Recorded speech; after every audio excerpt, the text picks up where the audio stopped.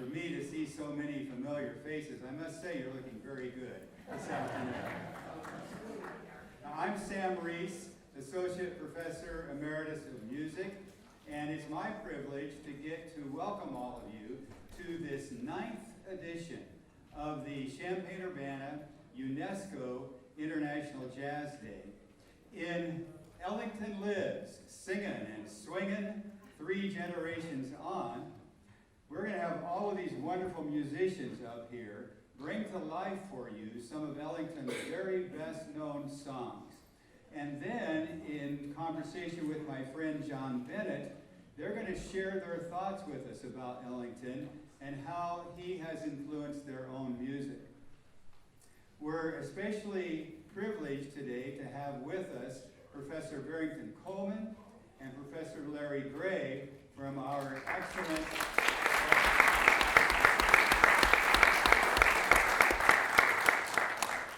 You're enjoying the back of their head right now, but in a minute you're going to hear their wonderful musicianship. They're from our excellent jazz program here at the U of I. Now, they helped plan this program using their substantial knowledge and their artistry, along with Scott Schwartz, who is the director of the Center for American Music and Sousa Archives here on campus. Now,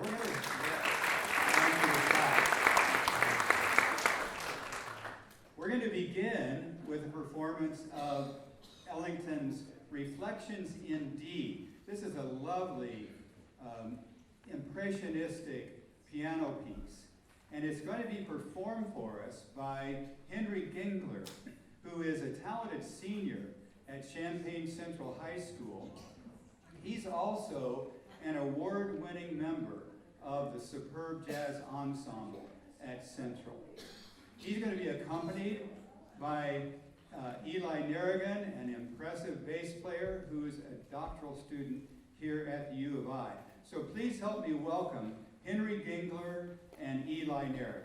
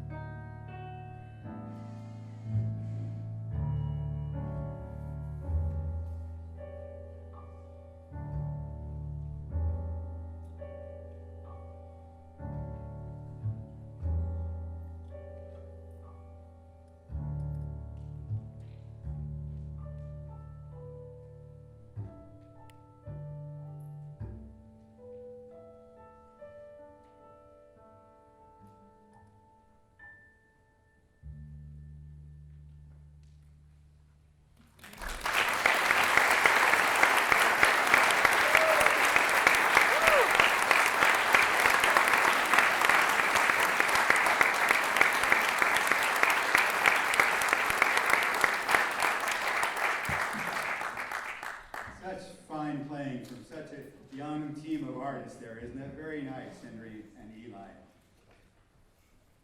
Well, roughly 100 years ago, a handsome and debonair young man stood on U Street in the black neighborhood of Washington, D.C.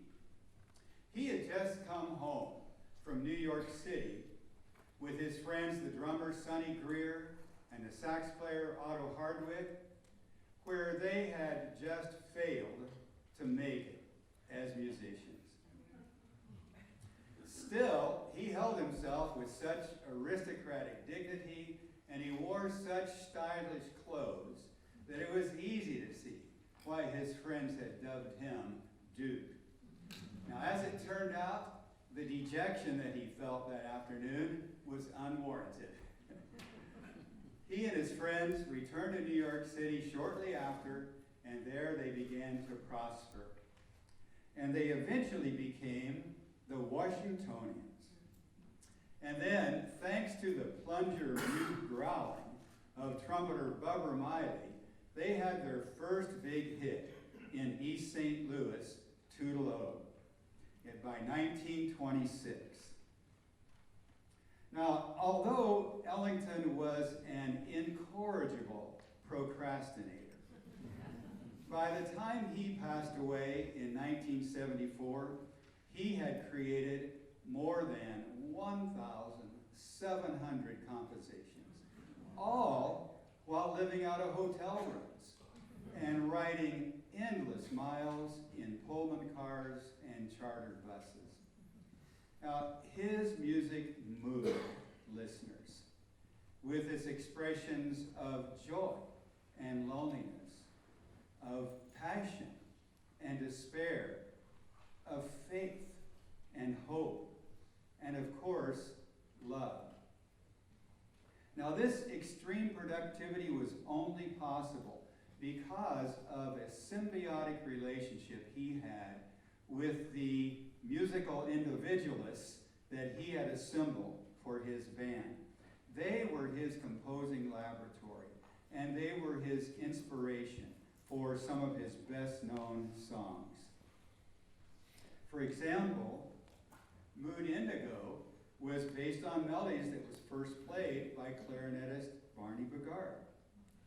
Sophisticated Lady was composed with musical ideas supplied by saxophonist Otto Hardwick and trombonist Lawrence Brown. And Caravan was composed in partnership with trombonist Juan T. Zoll. And here are others I think you're almost sure to recognize.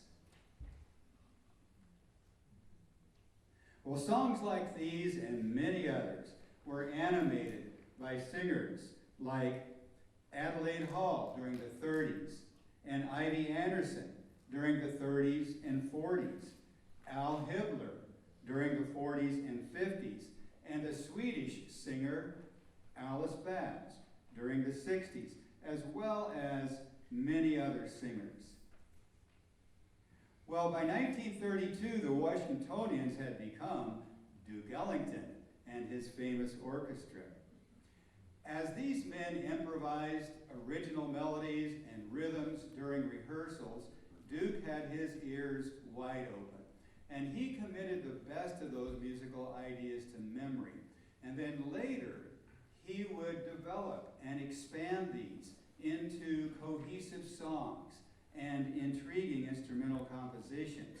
Again, this symbiotic relationship was important to Ellington's success as a popular songwriter because his prodigious gifts did not include the ability to easily toss off hummable melodies. He had to work at it, and sometimes he needed a little help. In fact, I think you could describe Ellington's composing modus operandi with the phrase, "I get by with a little help from my friends." Now, Billy Strayhorn looms largest, of course, among those who partnered with Ellington as composers. Beginning in 1938, Strayhorn contributed sophisticated and emotionally moving compositions to Ellington's oeuvre, working in tandem with Ellington as well as creating whole pieces without Ellington's input. Everyone knows the tune, Take the A Train, the orchestra's theme song. Well, that was a true partnership between Strayhorn and Ellington, although Strayhorn took the lead on this, and Ellington added some additional sections later. Strayhorn also independently penned Lush Life, Chelsea Bridge, Blood Count, and more than 300 other compositions during his 25-year tenure with Ellington. Now, one of the scars on Ellington's reputation was his career-long tendency to pass the work of others off as his own, especially the writing of Billy Strayhorn. Even though he would profusely compliment his men while on stage, he didn't always share those recording royalty checks that came his way. But clearly, Ellington composed hundreds of songs, big band dance tunes, numerous large-scale suites, and sacred concerts completely on his own.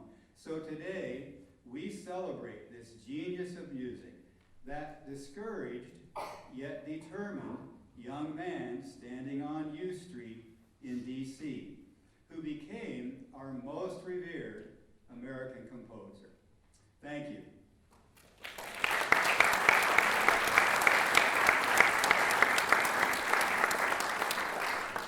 So now let's hear what Henry and Barrington and Larry have to say about the Duke as they speak with John Bennett.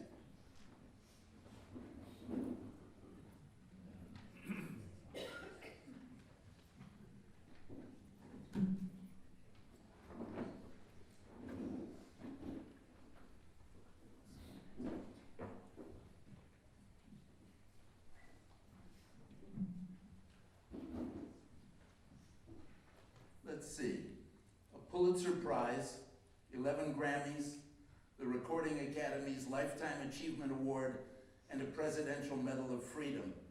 The world thought very highly of Ellington's multifaceted genius. Let's think for a moment, Larry, about one of those facets. Ellington is a composer. Sam gave us a brief introduction. What more can we say? Boy, I don't know, John. It's I'm thinking about what notes I'm about to play, but I mean, it's an incredible range. I didn't think about Ellington very much when I was younger. We were in the generation that I came up with. He was sort of, I don't know, he was just there. But I realize now Ellington is really everywhere. He's in all the different kinds of musicians that we came in touch with. I know we know about the range of his work and the many tunes that Sam describes and talks about, but also in terms of the sacred concerts and the orchestral music and dance music and the Queen's Suite and such a wide range. I would just sum it up and say that Ellington is in our DNA. He's in everybody's DNA without even realizing it. I probably didn't really get too into Ellington until later in my studies and career, but I realized that he was always there. It's surprising how much you get by osmosis. It's in the air. Henry, Ellington's style originated in ragtime and the stride piano of James P. Johnson and Willie the Lion Smith. Scholars offer examples of mutual influences between Ellington and Thelonious Monk, and most of us would have thought that they inhabited different planets. How did Ellington respond to musicians who came along after him? Ellington definitely took inspiration from those later musicians, like Miles Davis, John Coltrane. Like the thing that first jumps to my mind is Chinoiserie from. Chinoiserie is definitely the thing that I think most of, because it is directly a response to that more modern, less tone-forward jazz. It's very recognizable piano intro, away from the sort of melodic style that Ellington had found his niche in the earlier years. Varsity, he just decides to take a single note and hit it as hard as he can until people cheer. And that's kind of, I think Ellington decided to just go over to those modern musicians like, Miles Davis, John Coltrane, and go, yeah, I can still write modern music. I'm still writing good jazz music, just not in the same fashion as him. It's interesting, we think of him as sort of reactionary when bebop came along, but yet his ears were open. Yeah. Eli, I didn't quite get you up here, but let me ask you a question. Come on and join us.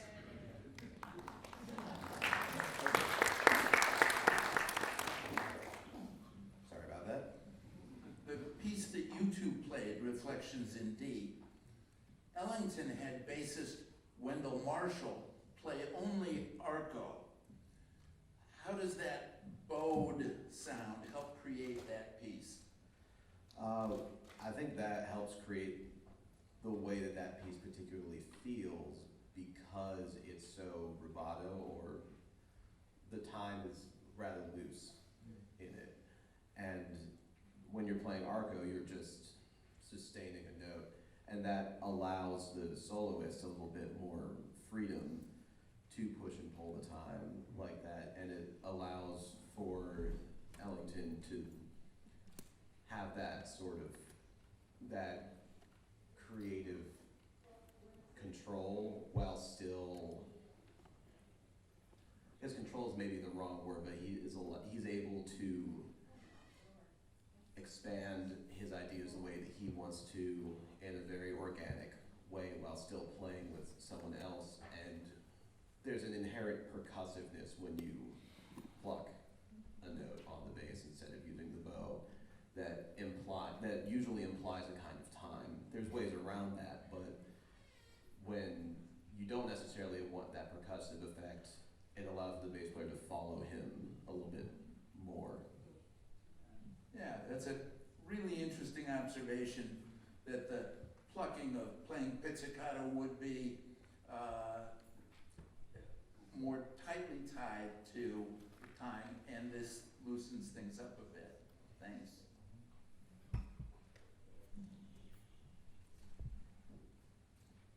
Billy Strayhorn famously said, Ellington plays the piano, but his real instrument is his band. Barrington, help us understand quite how that worked. Well, I would say, most of all, Ellington was so diverse and all-encompassing. And when I say that, I refer specifically to knowing the function of every instrument in the band, the influence that instrument had. It was almost as though he was an operatic composer, because every instrument had a character, and he would write for a specific bar, for a specific line. He was thinking always in terms of the phrase, in terms of the form. So for that reason, over the years, he was synonymous with choosing these iconic instrumentalists. He chose specific personnel who were just wonderful virtuosos on those particular instruments, and he wrote that way. So when you hear his compositions, they stand out. They stand the test of time because it's as though he was writing with that sense of genius and passing along something that wouldn't just be a hit maker. It's interesting to hear you put it that way, because often he was composing for a specific player. That's correct. And yet you hear the universal in it. Right, absolutely. And that's one of the things that we spoke about as artists, even in today's presentation, because those pieces and that approach is still very alive. So by Ellington's ears being so big in terms of his creative genius, we thought, why don't we present some of these compositions in a new way, the way that he probably would have been inspired to do even in the 21st century. Well, speaking of a new way, if I've got it right, you and Larry are going to do the next number, Ellington's In a Sentimental Mood, as a vocal cello duet. Have at it. It's our suite.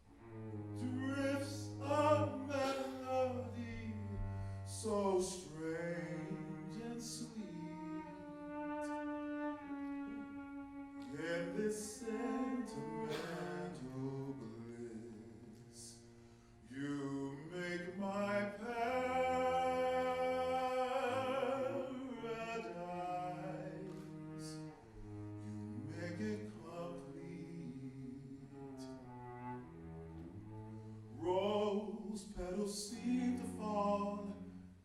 It's all in a dream to call you mine.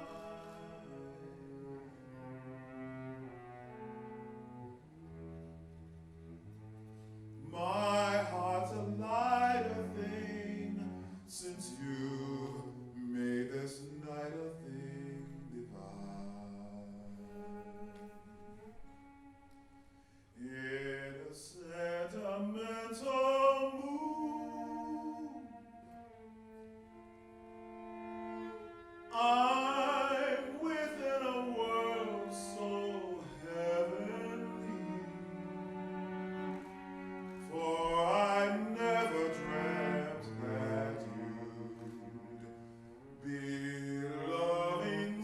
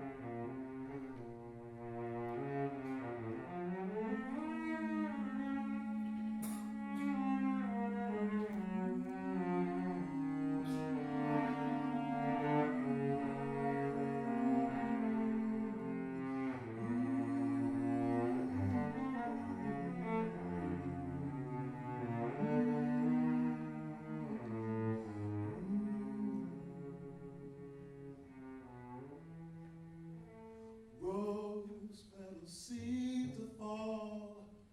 It's all like a dream to call you mine.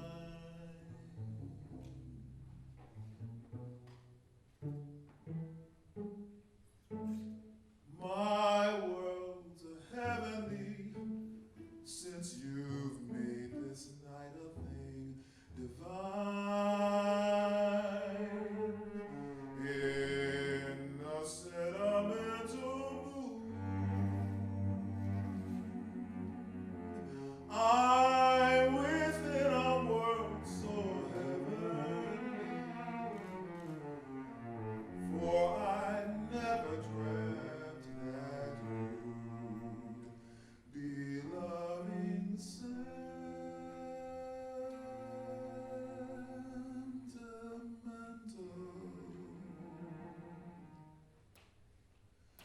You be loving sentimental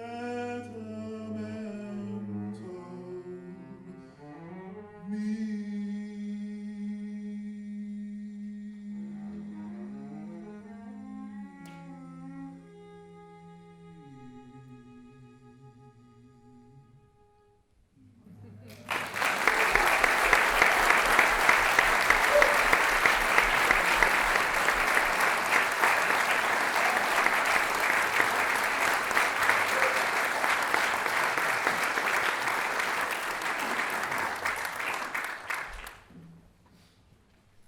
Alex and Dexter, will you join me?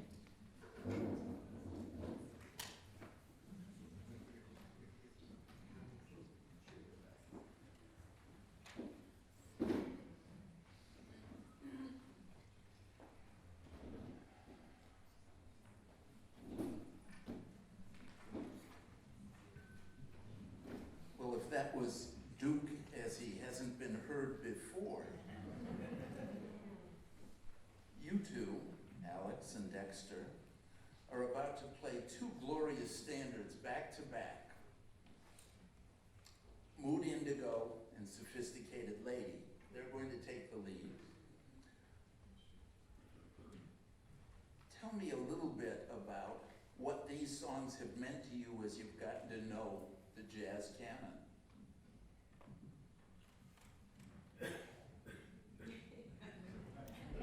Hi everybody, how's everybody doing? Nothing like being put on the spot, right? As we've gone through, I work with Dr. Coleman and Professor Gray and kind of going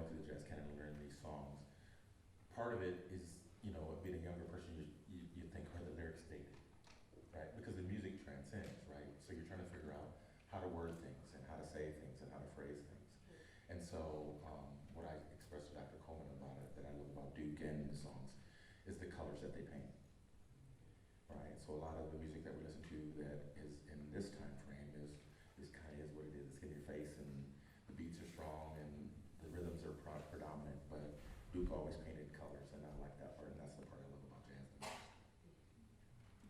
And we were kind of talking before, like in the sound check and things, that for us, like, while jazz is really like an important part of our musical education, like we have backgrounds in other genres of music. So really being able to focus on Ellington and focus on this specific part of jazz has been really awesome. To then also open it up to other genres and kind of styles, I think is kind of my favorite part about this right now.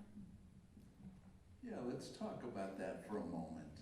You're going to be doing Mood Indigo as a sort of bossa groove, and you're going to be doing Sophisticated Lady with an R&B influence. How'd you come to those choices?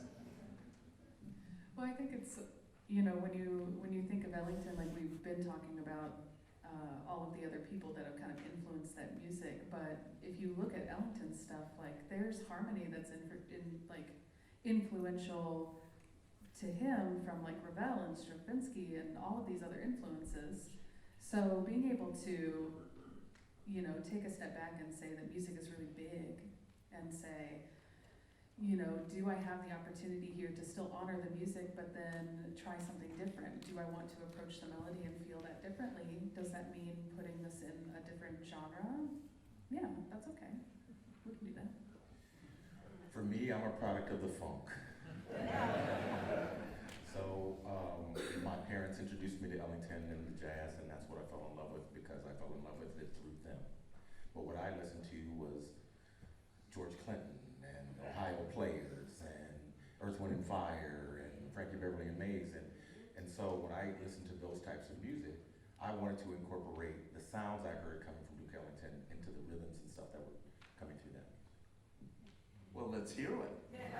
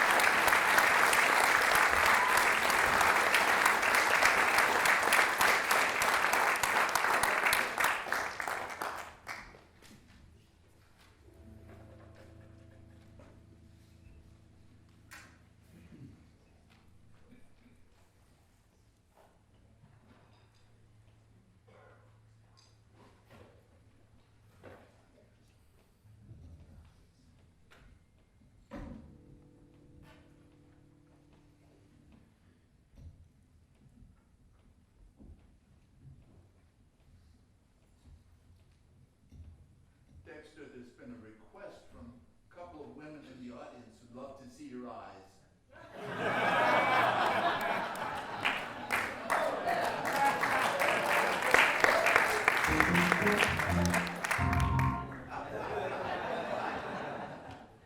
Doc, you're gonna make me sing something different.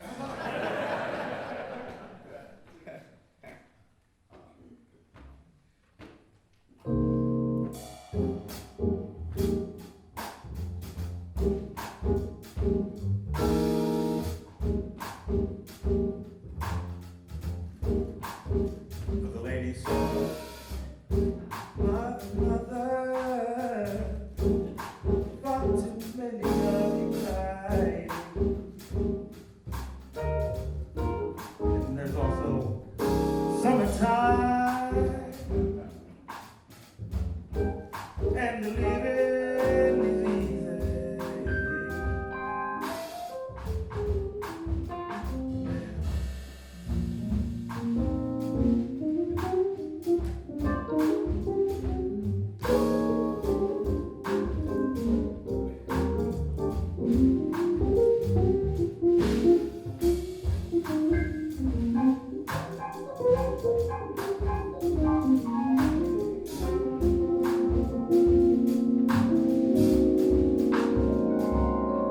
They say, into your early life romance came, and in this heart of yours burned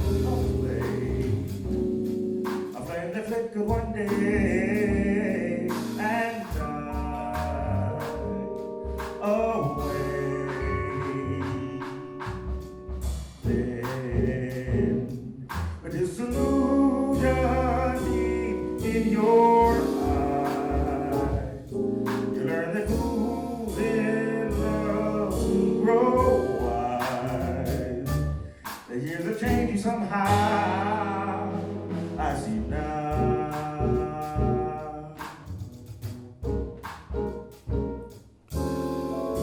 Smoking, drinking, never thinking of tomorrow. Nonchalant, diamond shining, dancing, dining with some man in a restaurant. Is that what you really want? No. Sophisticated lady, I know. You miss the love you lost long ago. And when nobody is nigh, I see you now.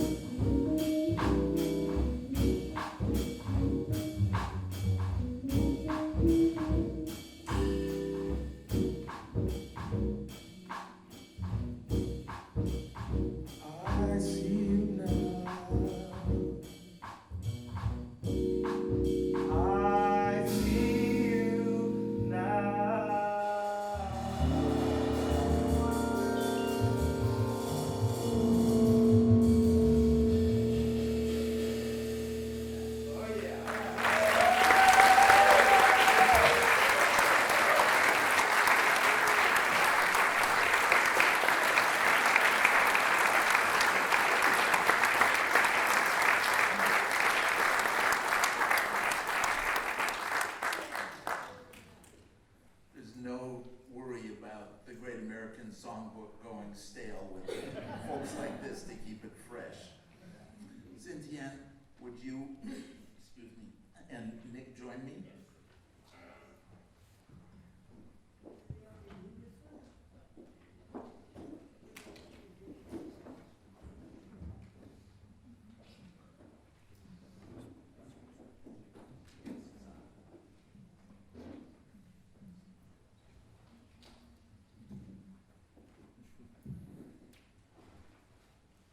Xintian, let me start with you. You're about to do I Got It Bad, and that's not an easy outing. Critics have noted that it definitely wasn't composed by a singer, what with its octave leaps and other vocal challenges. Talk a bit about the difficulty of mastering that song. Yeah, well, yes. The song features octave lips and wide vocal range that requires singer to have strong vocal control and flexibility to smoothly transcend between register. But other than that, for me, like what's even more important and challenging is the underlying emotion and the song's lyrics. And Ellington's composition is really rich in emotional nuance and that conveying sense of longing and heartache. And the Paul Webster's words are poetry emotion, capture the essence of unrequited love. So interpret and communicate those emotions are demanding, like both in terms of emotion, depth, and technical skill. Wonderful, thank you. Nick, Fred Guy is not exactly a household name, No. and guitar is far from the first instrument folks think of when they think of the Ellington Orchestra. As a guitarist, what draws you to Duke's music? Well, you're right on both counts there, both are pretty much. For me, and I don't know maybe for other guitarists, but for me especially, Duke's music, and Sam brought up an interesting point, it's melodic content. It's these memorable melodies we think of. I mean, the first Duke Ellington tune I ever heard was in a Sentimental Mood, done by Billy Joel. That's the first time I heard Duke Ellington was by Billy Joel. So that just ubiquity of melodic content, these melodies that are just so ingrained in our culture. And growing up, it was melody. I grew up on the Beatles. I grew up on, Yes, Genesis, Rock, all these typical teenage, guitar player bands. But it was all melody, and I'm sure, when they were young, Duke Ellington was on the radio. So these powerful structural melodies just never went away. That's what drew me to this music. Wonderful. Let's, in fact, hear from these two and a rhythm section. First, I Got It Bad, and then I'm Beginning to See the Light.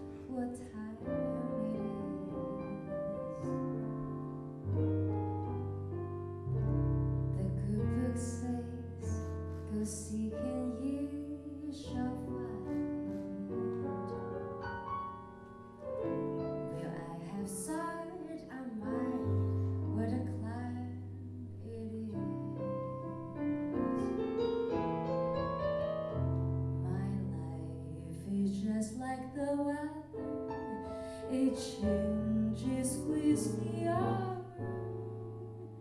When he's near, I fear one. When he's gone, I'm cloudy with showers. In emotion, like the ocean, is either sink or swim. When a woman loves a man, like I love him,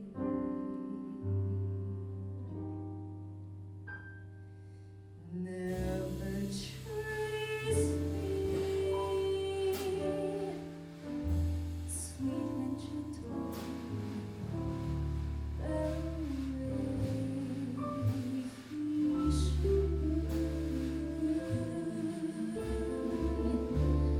I got it and I could.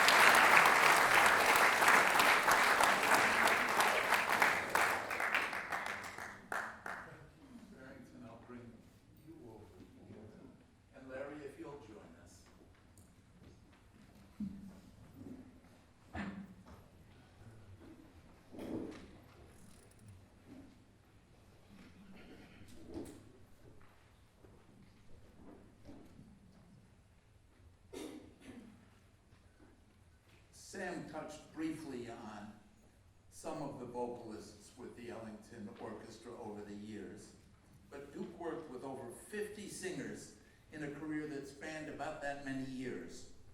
Ivy Anderson in the 1930s, the baritones Herb Jeffries and Al Hibbler in the 40s. By the mid-50s, Ellington no longer employed a full-time singer. Instead, he collaborated with the likes of Sinatra, Armstrong, Ella, Rosemary Clooney, and even, as we heard, Mahalia Jackson. Barrington, where does vocal music fit in Ellington's overall body of work? Oh, it's synonymous with Ellington's creative activity and his artistry. I think he thought first about the lyric, and then the message. And all of his music, not only in his music, but in his life story, I think, is about transformation. I think what he attempted to do through the music and through the message is change, to change the society, to change the world. Certainly, the art was something that he was well versed in because it is the international language in terms of humanity. But he wanted to go a step further. And the fact that he would challenge his audiences, not just with the tunes that were popular for his day, but also writing pieces that would really make you think about the conditions of the day. You know, we were struggling with so much that unfortunately we still struggle with.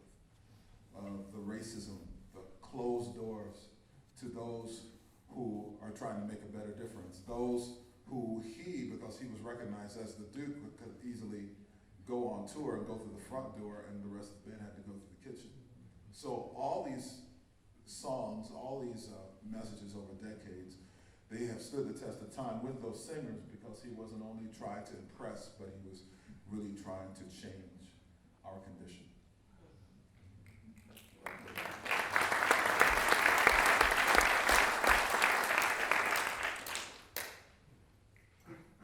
Ellington led one of the longest lived and most stable bands in jazz history. So what, Larry? What's that matter to us as listeners? It's everything, right? I mean, he was at the beginning almost, or near it, and yet he had his, 1974, you know, that's a time when there was a lot going on musically. We were past free jazz had already come on the scene, and, you know, fusion and third stream and all the rest, and he was right there. So 50 years is amazing, an amazing run, really. But think about the personnel. When we think about Miles Davis, so many changes in the groups. And that's the norm. The stability in the Ellington Orchestra. What was the effect of that? I don't know. New great artists came out of the group. So many innovators, and we've already talked about many of them. We didn't talk about James Blanton at the bass. That'd be interesting. In fact, many people think that there was the Ellington Orchestra, and then there was also the Blanton Webster Band. Also, the fact that he set that standard, it's unusual. The fact that, for example, today we have this group of wonderful musicians. We've come together to put this presentation on, but we don't know if we'll have the opportunity to do it again because we're all going separate ways and developing separate parts of our lives. But the fact that it was fraternal, those folks who formed that bond with Ellington over the years stayed with him recording after recording, year after year, all those trials and tribulations on the road, behind the scenes, because they really believed in what their mission was and what he had to say. And that's almost exactly the sort of thing that you hear with string quartets and how those members over a career really learn to breathe together as well as play together. Barrington, you have significant experience with liturgical music, and Ellington called his sacred concerts the most important thing I have ever done. Can you offer some insight into this lesser-known side of Ellington? Yes, the thing I think I find fascinating about this composer and this quintessential musician is just how far his creativity, but his heart stretched. When I first went to New York as a graduate student, I was at the Juilliard School in mid-'80s. And when I arrived, one of the first things I heard was the Sacred Concert Suites. And it was very interesting. I heard it at Riverside Church. And the pianist, Larry, was Hank Jones at the time. And I'm trying to remember who the bassist was. It might have been another Jones brother. But the fact that that music was just a regular part of a church worship experience. And I came out of my home in Chicago. I remember coming up as a kid of the 60s and 70s. I was hearing all sorts of things, but I never would have imagined hearing Ellington in the church. But then I thought about it and said, yeah, that makes sense. That's who he is. That's who he was. And the fact that sacred music for Ellington was a major part of, again, of his creative inspiration. And he often spoke about that. There's much that's documented about it. And he always felt that he had an opportunity to transform and change lives. Even through his music that was associated with scripture. You know, he actually put to pen the creation story in the very beginning of the Sacred Suites. In the beginning, God. And then he said, and God swang.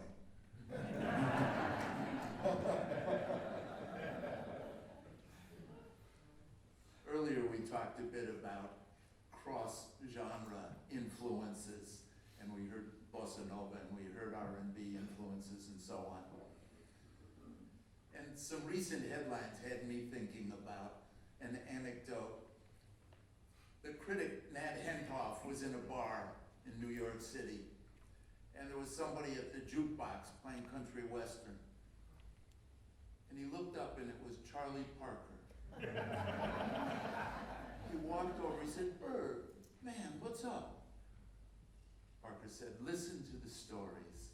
Listen to the stories." So I was reminded of that anecdote. With the exception of Bubber Miley, who had significant personal problems, Ellington prided himself on never firing band members, never. But to protect that reputation, he once insisted that Charles Mingus resign immediately. That always makes me chuckle. Larry, have you got a favorite anecdote or two about Ellington? I probably have a couple that sort of indirectly. I'll throw caution to the wind. And some of these are kind of inside. I was telling Sam. So one of them comes from a bass player in Chicago named Truck Parham was the guy's name, and he was a great old-time bass player.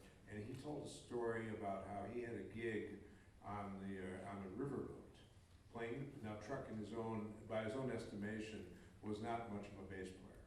He was mostly a singer, and he was a handsome guy, and so he really was a great front for the band. But he basically was just holding the bass and just sort of touching it. And so there was this kid who was like some kind of a busboy or something on the ship. And Truck noticed that this went on for a few days. This kid was staring at him, like just watching the bass very closely and not saying anything. And finally he came up to him and he said, "Mister, I can't really hear you."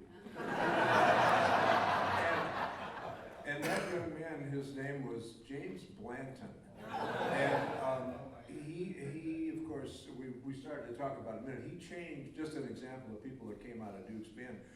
Everybody playing the bass, Eli and everybody knows this well, we all play completely different because of this kid named James Blanton, who dies when he's, Sam, about 23 or something like that, tragically. But he had enough time to be able to play on those records with the Blanton Webster band. So that's one.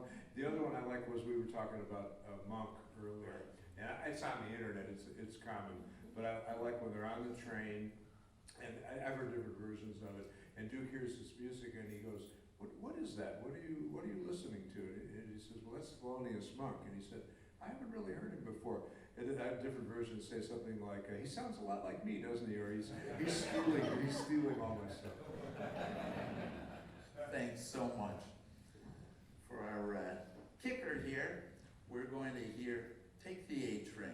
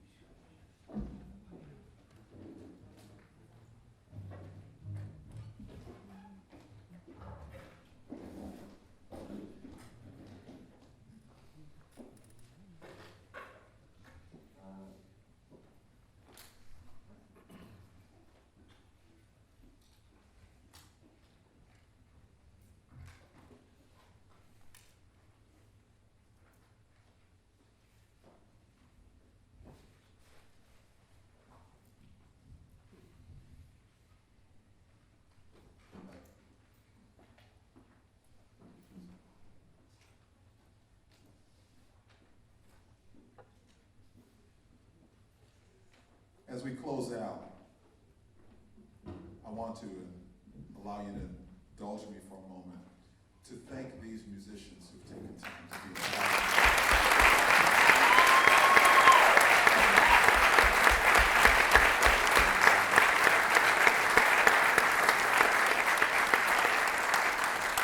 Along with our heartfelt thanks for the team that put this together.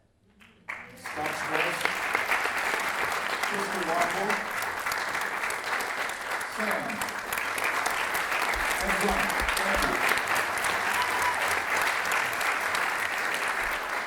When Crystal and Scott had approached me about being a part of this, I was honored and humbled, but I said I did not want to be a part of this on my own. I could not, just as Duke did not.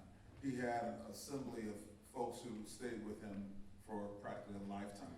So I'm so grateful to work with these musicians and close out this way. It's kind of interesting that we're talking about influences and spanning time and influence. It's great to have an opportunity to work with Henry.